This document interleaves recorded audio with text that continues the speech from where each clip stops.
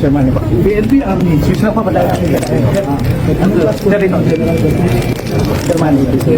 Okay na ba ang kanilang process? Ito ang balita ngayon. Trending at pinag-uusapan ngayon sa social media ang di umano'y balitang. Ito ang balitang dapat malaman ng taong bayan na pilit tinatago at pilit ayaw di umanong ipalabas ng mga bayarang media sa palasyo, kamara at senado sa publiko. Pero bago ang lahat, kung bago ka pa lamang sa channel na ito at nais mong manatiling updated sa mga maiinit na balitang politika, huwag kalimutang mag-like, mag-subscribe at i-click ang notification bell para hindi ka mahuli sa bawat bagong video na aming inilalabas. At ito na nga mga kababayan. Sir,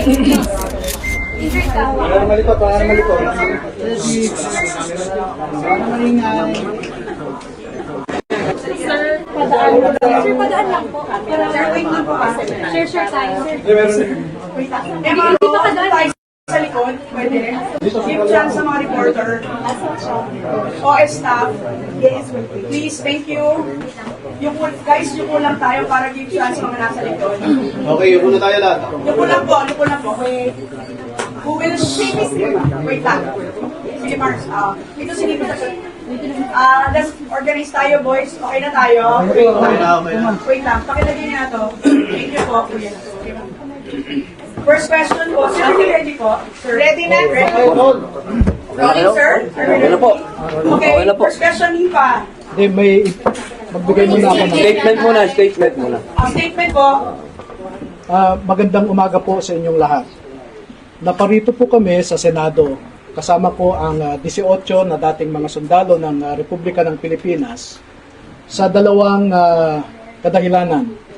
Una po ay gusto kong maklarify ang mga imbitasyon na natanggap namin. Pagkatapos po kasi ng Blue Ribbon Senate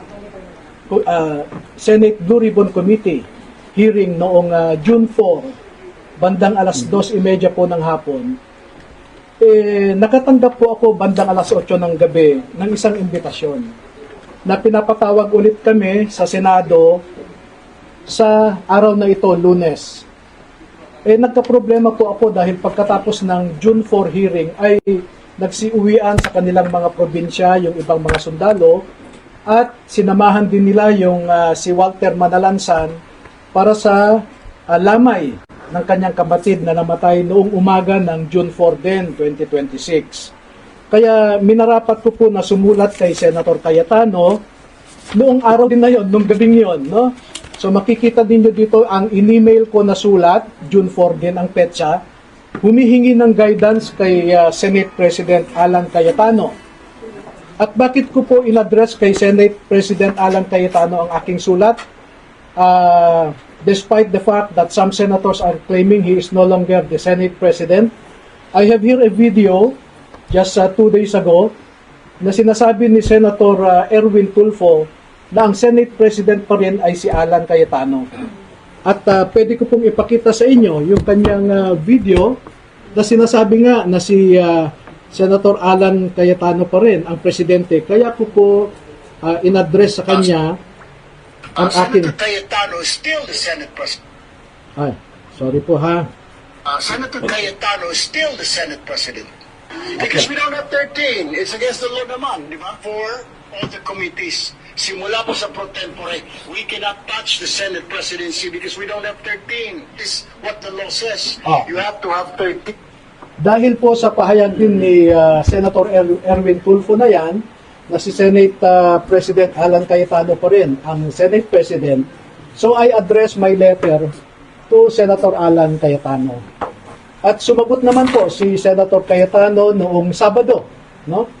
At ang sabi niya rito, if I may read for your convenience the pertinent portion of the letter. Ang sabi po niya sa second paragraph, we must clarify, however, that the hearing purportedly set for 08 June 2026 was not authorized by this office, by Senator Pia Cayetano as committee person, chairperson, or by Senator Rodante Marcoleta. No? So, bakit ko po minarapat na magpunta rito para sana tanungin kay Senator Cayetano itong sulat niya. No? Dahil makikita po ninyo, hiliran po itong rules ni Senator Robin. Ipapakita ko po sa inyo yung Section 17 ng Senate Resolution number 5 which was approved on August 9, 2010. No? At ang sinasabi dito, any invitation for a witness or any subpoena should be signed by the chairman of the committee and approved by the President of the Senate. Maliwanag po dito sa Section 17. Kaya po tinignan ko itong imbitasyon, makikita ninyo rito, wala pong pirma yung nagsasabi na siya yung chairman ng Blue Ribbon Committee, wala rin pirma yung Senate President, walang approval. Kaya dyan po kami naguguluhan, no? At bakit ko po nire-raise ito? Dahil naman po sa for our safety and security, no? And we are expecting the good senators to follow their own rules. Itong sinasite ko po na Senate Resolution number 5 provides for the rules governing inquiries in aid of legislation, no? Ito po yung resolution number 5. Okay? So, sana naman po ay sinunod ng sumulat sa amin yung sinasaad ng rules ng Senate. Kaya po kami nagpunta rito kay Senator Robin para mapaliwanagan din kami. No? Pangalawa po, sa totoo lamang ay we are worried but we are not scared that Mr. Erwin Tulfo, who claims to be the new chairman of the Senate Blue Ribbon Committee, is presiding over this investigation. Kasi po, inaakusahan, pero siya rin ang mag-iimbestiga at eventually siya rin ang magdedesisyon. He is the accused or respondent, so to speak, but he is the investigator and the judge rolled into one. Sa isang demokrasya po ay na merong functioning judicial system ay hindi nyo po makikita yung kanyang pangyayari. Na kung sino pa yung akusado, siya pa ang mag-iimbestiga at siya pa ang magdedesisyon kung sino ang nagsisinungaling at kung sino ang nagsasabi ng totoo. And of course, by human nature, we don't expect Mr. Erwin Tulfo to admit his guilt. And therefore, by human nature also, it is predictable that he will cite all of us as liars. And pursuant to his power as chairman of the committee, and that is debatable, he can cite us in contempt, he can punish us, and he can send us to jail. And for this purposes po, I will cite to you Section 18 po of the same Senate Resolution number 5. Nakalagay po dito, 18, no? Contempt. Contempt. Makikita nyo dito, ang sinasabi,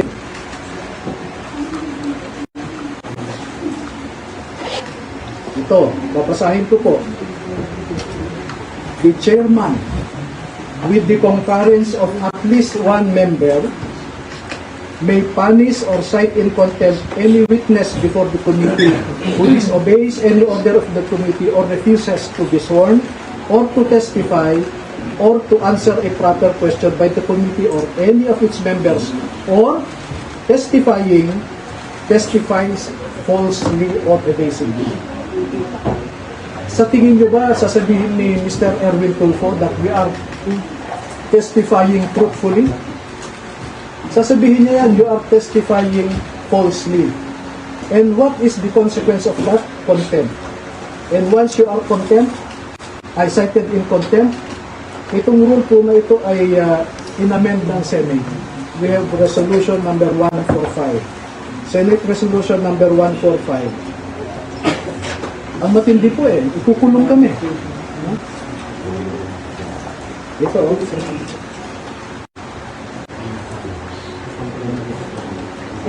ito. A contempt of the committee shall be deemed a contempt of the Senate. Such witness may be ordered by the committee to be detained in such place as it may designate. No? Pwede nila kaming ipadala sa Pasay City Jail. That is the danger, no? Give me few minutes na lang. So yun po ang, having said all of those, this is our humble request to the members and leadership of the Senate of the Republic of the Philippines. First message, we should observe rule of law. We should observe your own Senate rules. If you do not follow your own rules, how can you expect us, non-senators, to obey your rules? Second, we humbly ask, we respectfully ask the members and the leadership of the Senate of the Republic of the Philippines to observe statesmanship, not brinkmanship. We observe delicadeza. Delicadeza is addressed to the census who were named in the affidavit of the 18 former soldiers. Hindi po pwede sa isang demokrasya na kung sino pa yung inaakusahan ay siya pa ang mag-iimbestiga at siya ang magdedesisyon kung sino ang nagsabi o hindi.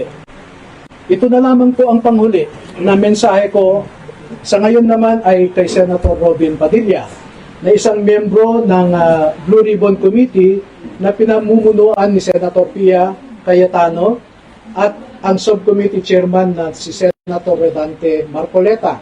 Na hinanap po namin sila ay wala sila ngayon, kaya bilang miyembro ng Blue Ribbon, sa kanya ko ihahatid ang aking mensahe. Magsusumite po kami kay Senator Robin Padilla ng pangalan ng 14 na mga dating Marines at dating empleyado rin ni Ginoong Zaldico na nagtrabaho at natawag ding basurero na nagde-deliver din ng pera sa iba't ibang mga personalidad. At ang pangalan ng 14 na ito ay isusumiti ko kay Senator Robin Padilla at siya na po ang bahalang mag-submit sa kanyang committee. No?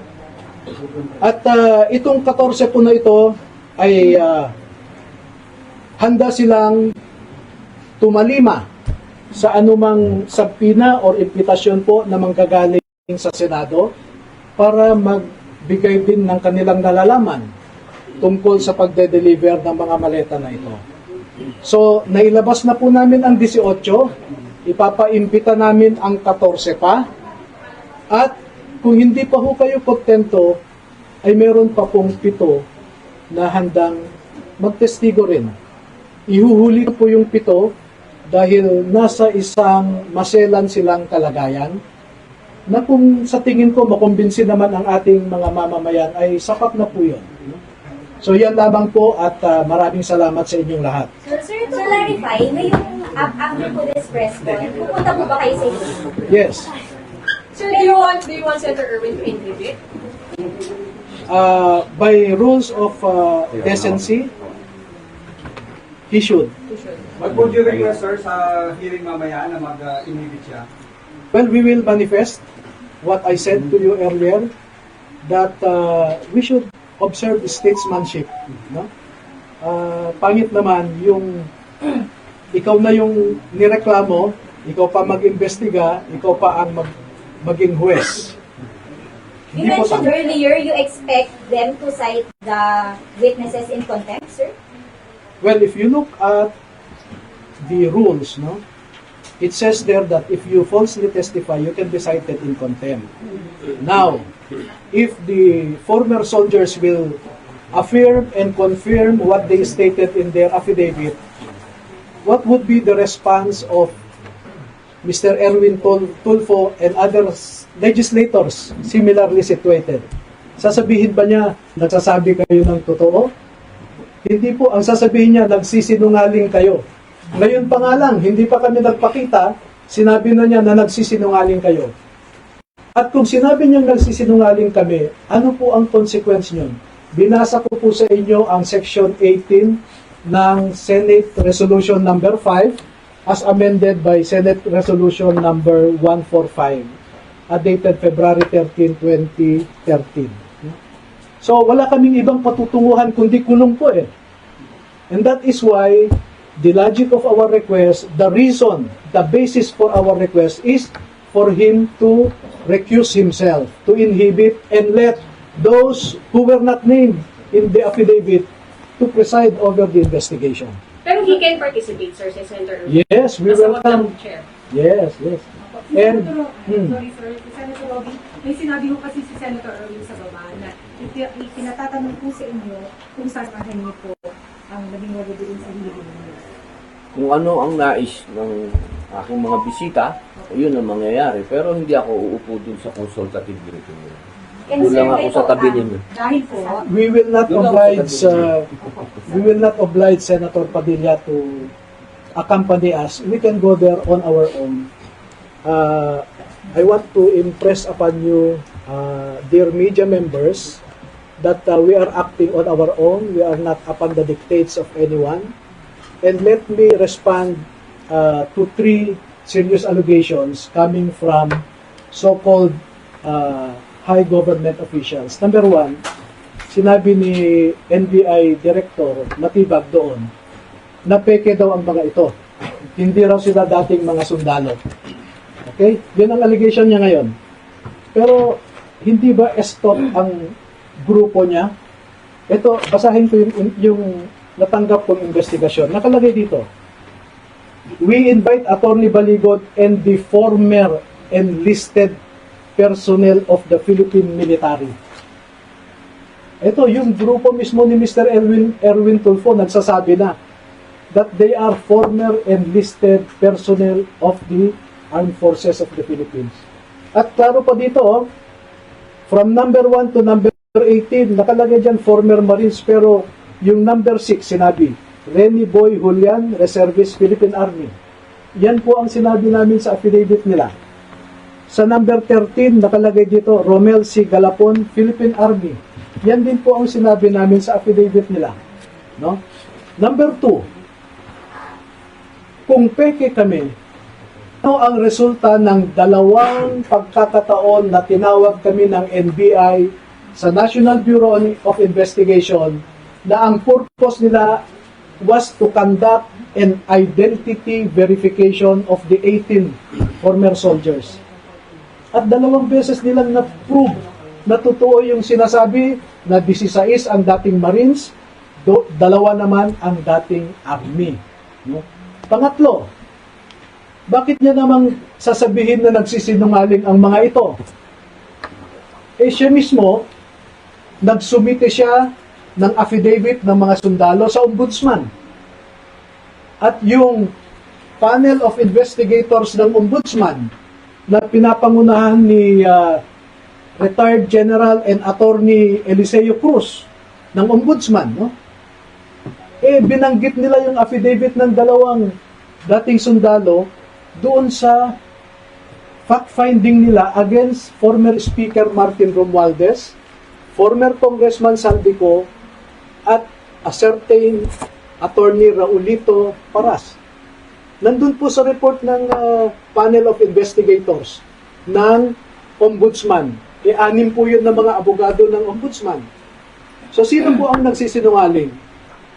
Noon pa ay sinasabi ko, si Matibag ay isang political operator. Hindi po yan investigador. No?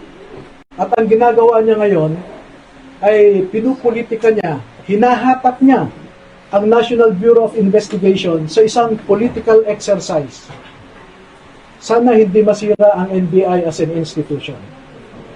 O, pangalawa, narinig namin kanina, nagmamonitor ako na ang sabi ni Senator Erwin Tulfo ay bogus daw ang mga ito. Eh kung bogus ang mga ito, eh bakit pa siya nagpadala at sinabi na former enlisted personnel ng Armed Forces of the Philippines ang mga ito? No? I think there is duplicity in the words of, coming from the mouth of Mr. Erwin Tulfo. Attorney, ano masasabi niyo dun sa binabanggit ng NBI na may inconsistencies dun sa na-submit sa Ombudsman dun sa naging testimonya nila sa Senado noong Webes? Naku po, sabi ko nga, sabihin niya yung inconsistencies, no? And by the way, Halimbawa, sir, yung binabanggit nila, nakalagay dun sa original na affidavit ng 18 na may mga pulis na namburiki dun sa maleta. Pero dun sa Ombudsman, nakalagay na lang dun na may mga pulis na tumulong para mag-deliver ng mga maleta na wala na yung pagburiki nila. alam nyo ganito, ang pagbasehan po ninyo sana ay yung pirmado at notaryado na affidavit ng mga ito. Kasi may mga kumalat na may mga nagdagdag o may nagbago at ibinibintang nila sa amin yon. Eh dapat nga makasuhan yan si Batibag kung saan niya kinuha yung peke na affidavit na yan eh. He relies on a fake document and puts the blame on us. Anong klaseng investigador yan? Nevertheless, as I said earlier, no less than the panel of investigators of the Office of the Ombudsman lend credence to the allegations of the 18 March. Sir, how about the claims na kasama daw po si Senator Lauren Legarda sa Asila? With Mark Hindi in-expound nung last Dapat sana kasi nag-attend sila nung Senate Blue Ribbon Committee hearing para sila ang nagtanong. Ba't nila kami pagbibintangan kung wala namang nagtanong? Diba? Pero nandun din sa affidavit, sir. Nandun po sa affidavit eh. Nag-deliver din po kay Sir Lauren at kay Sen. Mark. Sa? Hindi po nila binabawi yung sinabi nila nung nag-deliver sila kina San Loren and San Mar. Kami po ay kuwan, no? Let me clear this out with you now. Noong in-interview ako sa, I think it's the group of Ed Lingaw, no? Merong babae doon na kuwan eh. She was not interviewing but rather anyway, ang sabi sa akin, Attorney, bakit nasama si Laila de Lima sa listahan ng mga Congress members na hindi naman siya membro ng Kongreso noon, no? At pinapalabas nila ngayon, nasa kulungan pa si Laila de Lima noon, paano siya makatanggap, no? At dahil po dun sa pagtatanong, ang sabi ko ay, ang nabanggit kasi ng mga dating sundalo ay Congresswoman Laila de Lima. At ang explanation nila sa akin ay, Sir, nung ginagawa kasi natin itong affidavit bandang February, ay Congresswoman na si Laila de Lima. And out of respect, we addressed her as Congresswoman Laila de Lima. At ako naman, ay isinama ko nga siya, no? Doon sa listahan ng mga Congress members. But that is a peripheral issue. The central issue is, did she receive or not?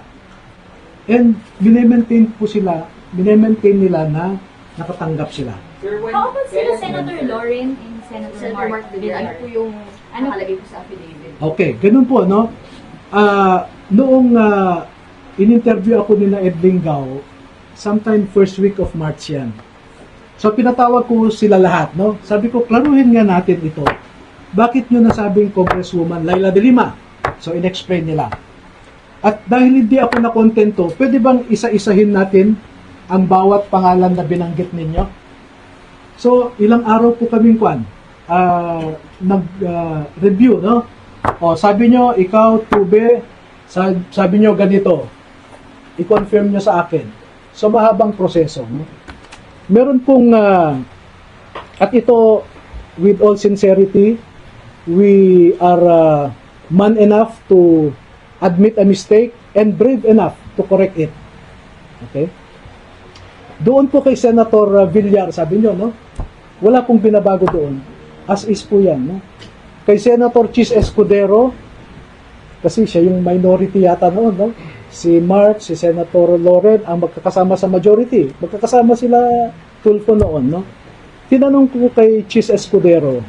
So, ang nangyari po ay, Sir, meron pa kaming hindi na ibigay sa iyo na picture eh. So, nagbigay sila ng mga pictures, no? Na doon mismo sa bahay ni Senator Chis, no? So, remember, this happened in March, yung pag-review namin. March, ano pong year? 2026. March. No? Majority pa yata si Senator Loren noon. Ano po, no? Pati si Mark Villar, etc. Ngayon, pagdating kay Senator, yun nga, Mark Villar, sabi ko, iklaro nyo yan. So, nag-recollect yung mga nagsasabi. At sir, ganito. So, confirm po, no? At pagdating naman kay, maraming proseso yan. Pagdating kay Senator Loren, nag-usap sila, same process. So, merong si Orbilio at saka si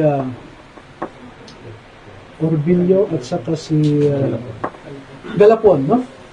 Sabi nila, Sir,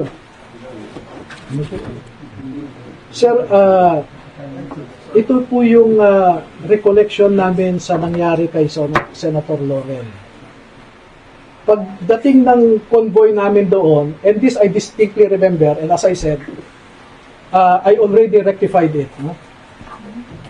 Pagdating namin doon, unang sasakyan, yung sasakyan ni Saldico, sabi nila, back up kami.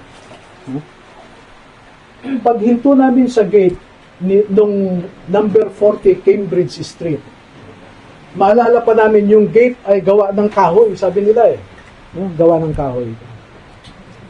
Pag hinto ng sasakyan ni Saldico sa tapat ng gate, pagbaba niya sa sasakyan ay nagbukas yung gate. Pumasok kaagad si Saldico doon. Tapos nagsara din. So sabi, sir, maalala namin, walang ibang nakapasok sa amin. Maski si Mark Tiksay, hindi siya nakapasok kasi naisara ulit ang gate. Pero maalala namin, sir, na si Mark Tiksay, inutusan kami na magbaba ng 2 maleta. No?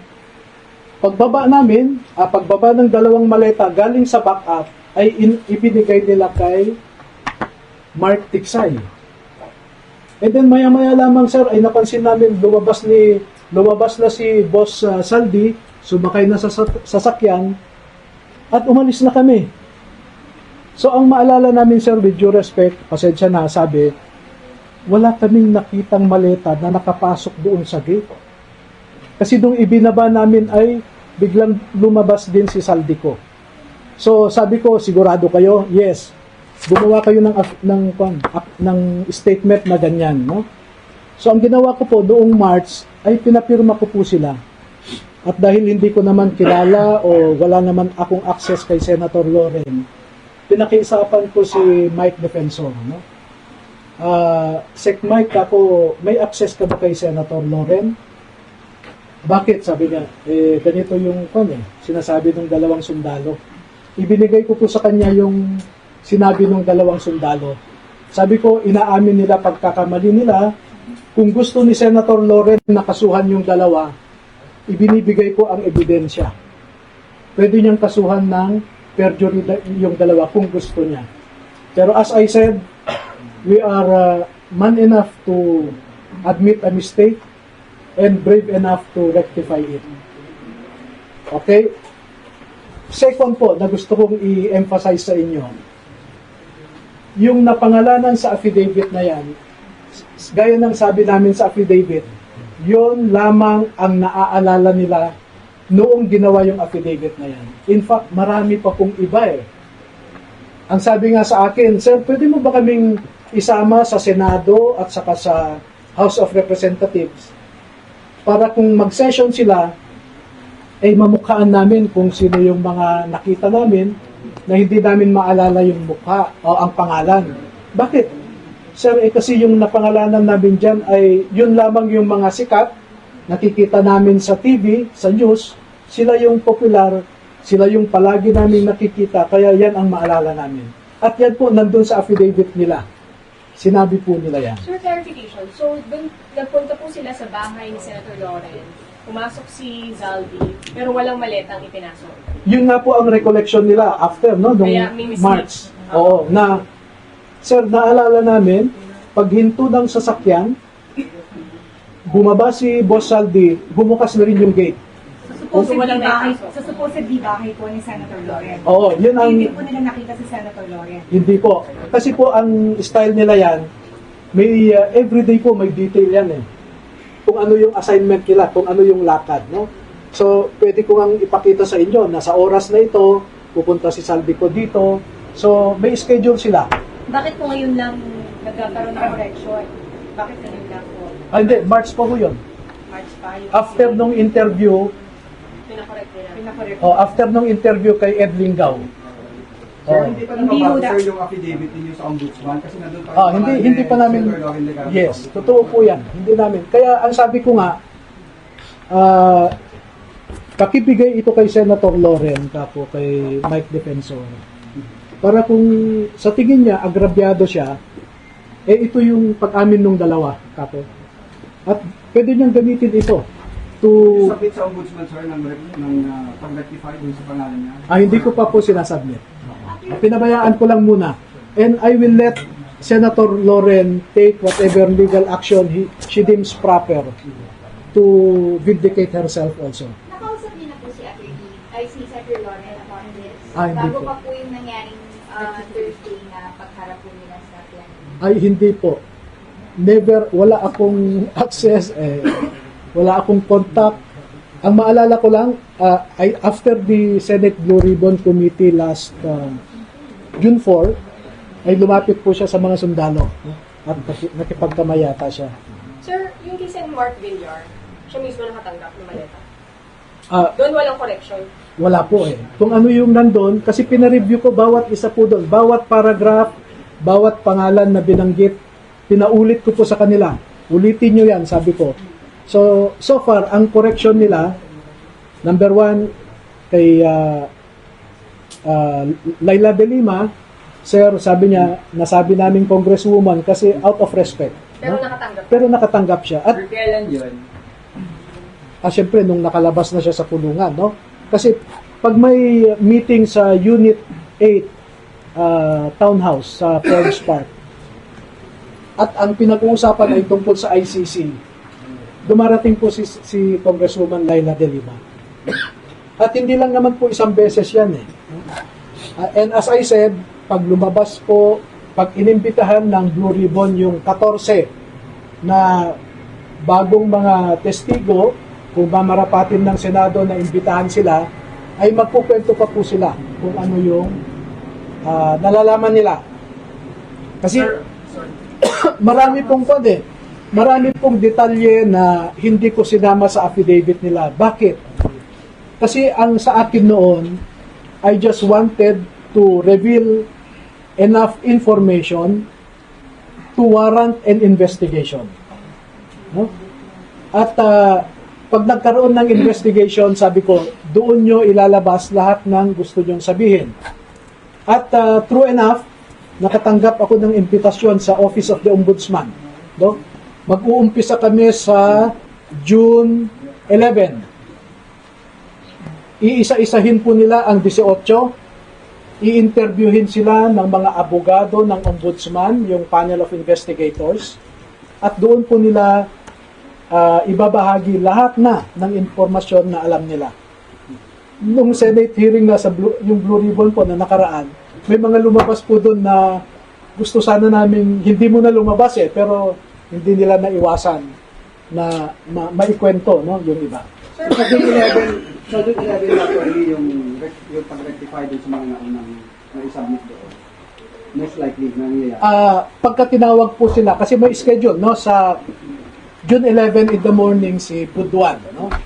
Sa June 15 si Esquivel. Sa June 16 si Tube. Hindi sila sabay-sabay. Hindi po, isa-isa po 'yan. Okay. Okay, June 11 si Buduan. Sa June 15 si Taberdo sa umaga, si Tube sa hapon. Sa June 16 si Esquivel sa umaga, si Navidad sa hapon. So, dire-diretso na po yan, no? Sir, sorry. Clarification. Yung kay Sen. Mark, siya mismo ang tumanggap. May details ba na pwedeng Hindi po sinabi na si Senator Mark mismo. Pero ang nakita nila, bumaba sila, nagbaba ng maleta, at naipasok yata sa gate, no? ng bahay ni Sen. Mark? Yung address na yon. Saang address na?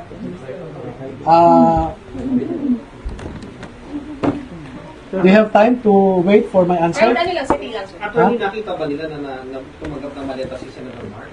Hindi, sabi nga nila, hindi nila nakita si Senator Mark pero naipasok nila yung pera sa compound, no? Sa loob.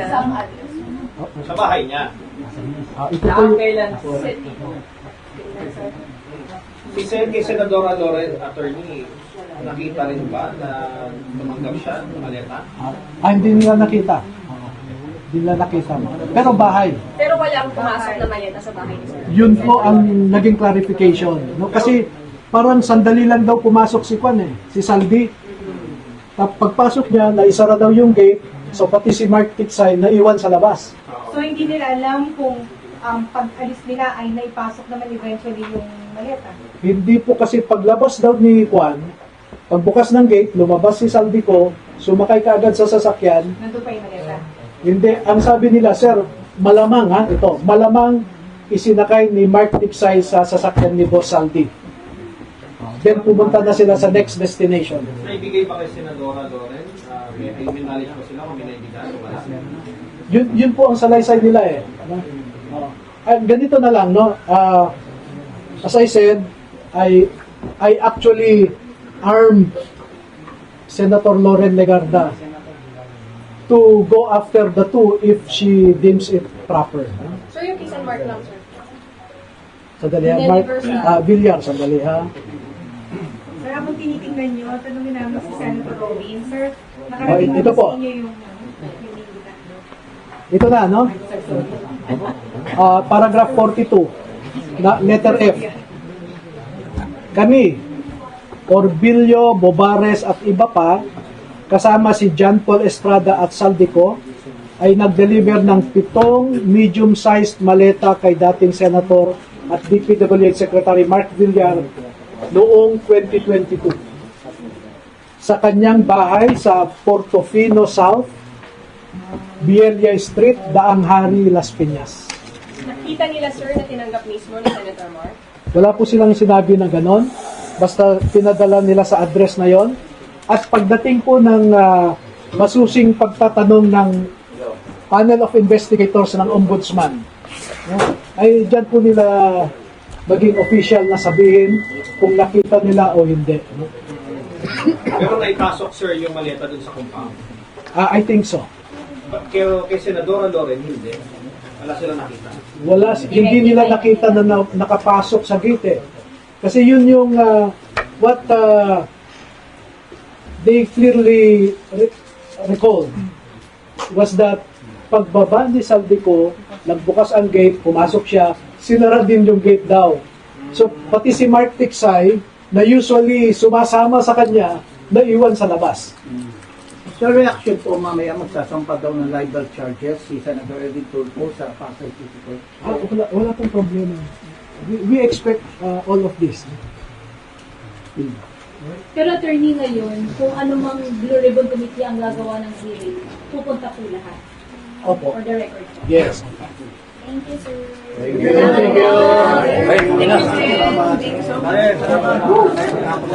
Salamat.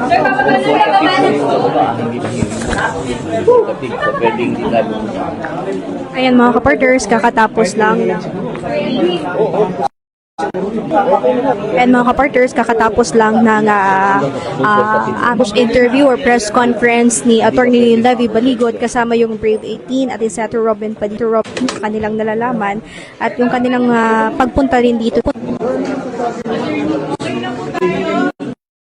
Ngayon po, bang Ng Blue Ribbon Committee. ayaw nyo pumunta sa hearing? Parang condition po ba na dapat po participate sa hearing? O okay lang kay chairman pa lang? Kung mag-chair siya, discretion na yun. No? Pero as I said, being public officers, no? He should observe decency, fairness, and he should be a statesman. That's what our country needs now, statesmanship. Pero pupunta po kayo, sir, today? Sa hanggang Dadaan ako.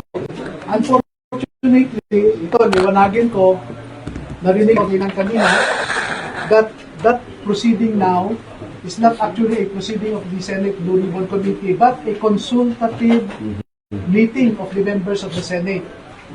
No? So, pwede kaming pumunta, Pwede rin hindi. pwede ring hindi, pero hindi naman siguro masama na magkortesiya kami. Nasabihin sa kanila, nandito kami. Pero sir, kung kunwari, isa lang po lahat at magtanong, okay ba? Ready to receive questions. Kahit din po sa mga susunod na Opo. Okay, pambala kayo ngayon, sir. Oo. Pambala ngayon. Salamat po ha.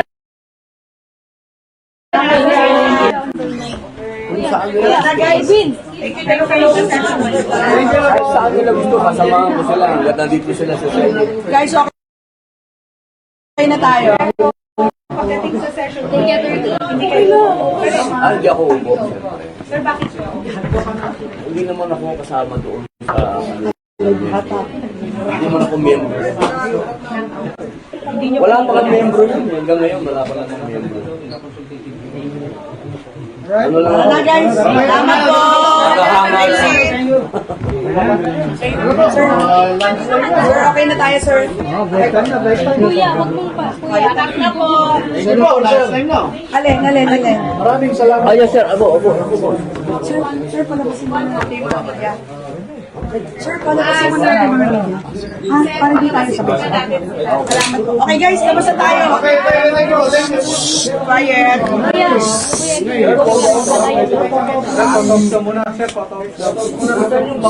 Sige na, please. Okay, go. Meron na nakakuha na kami ng photographer namin.